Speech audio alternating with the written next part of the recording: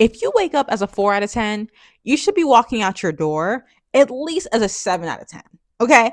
There is no reason that you can't move your needle. And not in a way that involves surgery or filler or XYZ, all the things that people are trying to inject into you or make you do all the things. No, naturally. It's called grooming. Seems to be a lost art these days. And as a personal stylist of a decade officially, that's crazy. It seems like people have forgotten that there are 3 things that move the needle and that everything else is just fluff. So that's what we're going to get into today. The 3 things to make you look better, more attractive to yourself and others. Okay? Let's get into it. Now, if you don't know, we as human beings have 5 senses. Okay?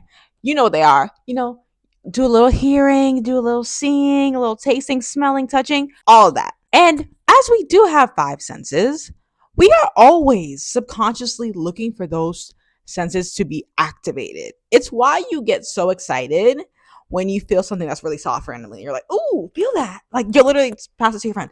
Ooh, girl, feel that. That is soft. And she'll be excited too. These senses we have are looking to be activated, right?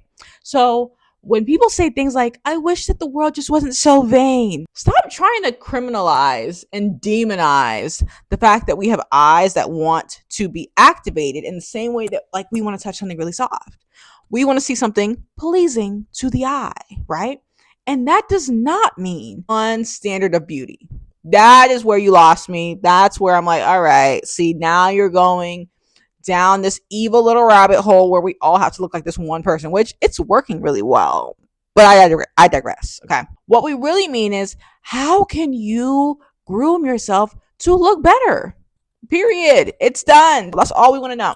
Now, I am using the word grooming very intentionally because it seems to be a lost art. It seems the second that people, men and women, don't feel attractive, they're going to think about, maybe I need to go to Turkey and do this. Maybe I need to fix my nose. Maybe I need to do this. Maybe I need to get filler. They're jumping. And as a personal stylist, someone who's given so many makeovers, somebody who's worked with well over 700-800 clients over the past 10 years, someone who, and if you want to see my makeovers, go to my website, go on my socials. I share them all the time.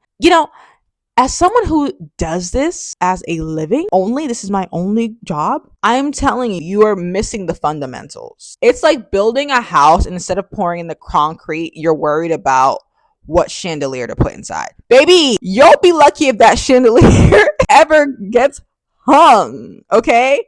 No, why are we throwing a new Barbie nose on you and you haven't done the 3 things? Now let's get into them, okay? These are the 3 things that no matter what will move your needle up as long as they like you back. Now, this is a newer channel-ish, asterisk on the new, but you guys might not know a lot about me. I have a saying. We like to pick things that like us back, okay? And I will teach you what that means over the course of this video and other videos. Now, 3 things that must like you back. That is style, dressing for your body and colors and a style that is pleasing. Number 2, hair that likes you back. Crucial, critical. For men, that also includes facial hair. That's in there. Okay. And the last one is skin/makeup. Those are the 3. Notice how I didn't say eyelashes? Kill me. You guys kill me. The lashes are not on the list. They're not on the list. Gucci Mane ain't on the list. It's not on the list. Okay. Eyelashes are not on the list. Really, many of you actually don't realize that you're bringing your look down with the eyelashes, but I digress because I know that I'm going to get some comments, but I'm okay with those comments because we've been here before. Also, nails are not on that list. Yeah, these are not on the list. These are the 3 things. Now you're like, Carla, what do you mean? I mean, I've given makeovers. Again, you can go reference them. But if you ever watched the show, What Not to Wear, do you remember that? They were giving makeovers all the time. Did you ever see them say, you know what, we've got to have our lash tech and our nail tech and our... No! We've got to have our Botox and our lip filler girl. No! These are not part of the list. What did they change? Style. Duh. What not to wear. Hair.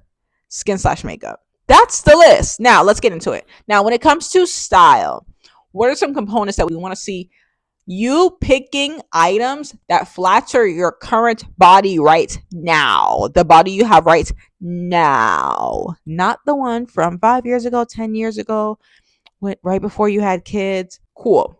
These were all great moments in time. If we get back to there, cool.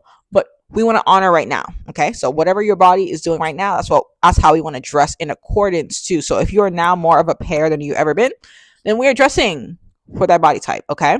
Number two, in the style component, we want to pick colors that really like us. Do you see one in the room? Okay, right.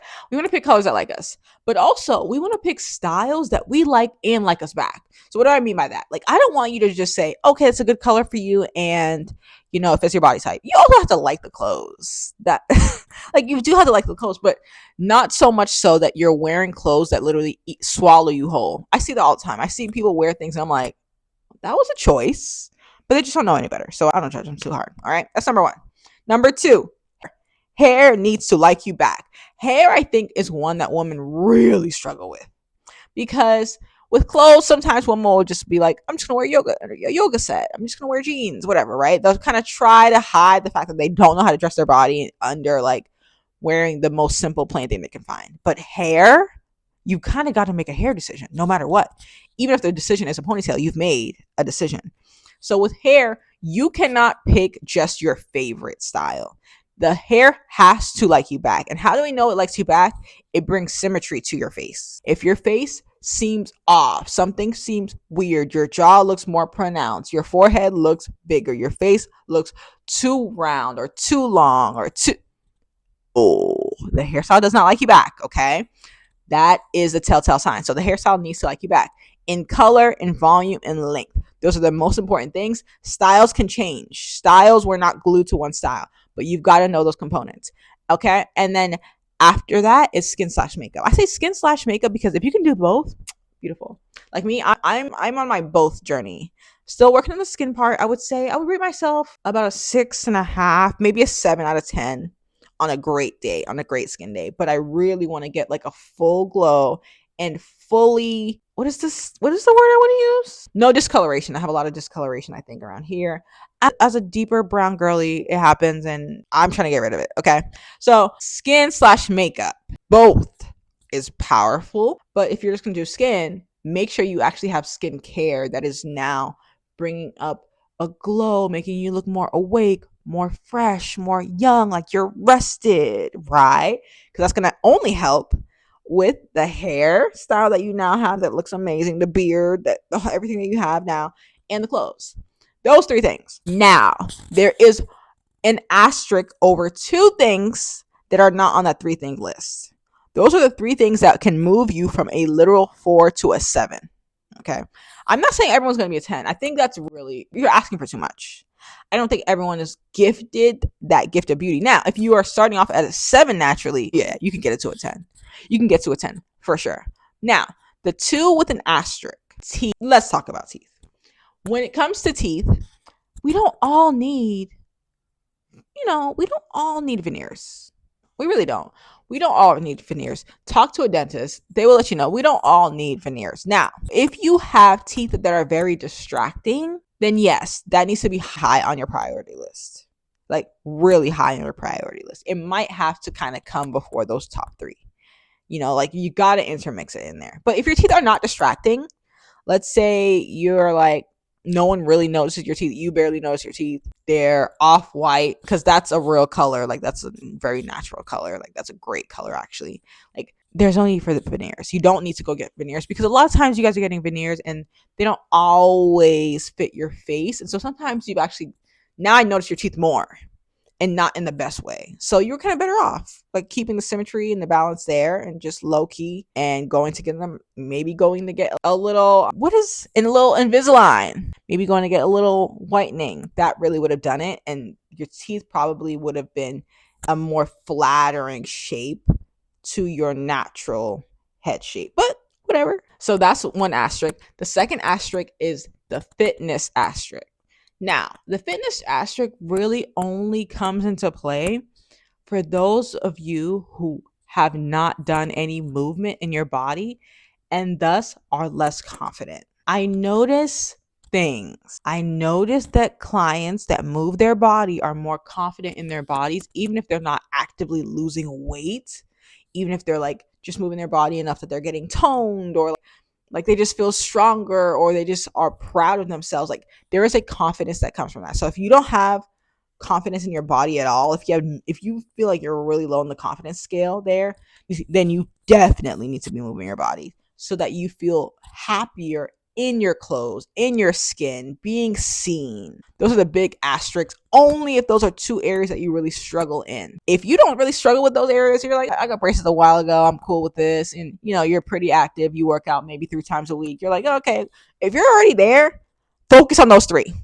If you focus on those three, I promise you your life will change. I change people's lives every single day with this, and they don't think it's going to happen. I will be honest. Most people, when they hear that, they're like, okay, Carla, I want your help, but like, this feels dramatic. Like, you're going to change my life. Well, is getting a significant raise after just 5 months changing your life?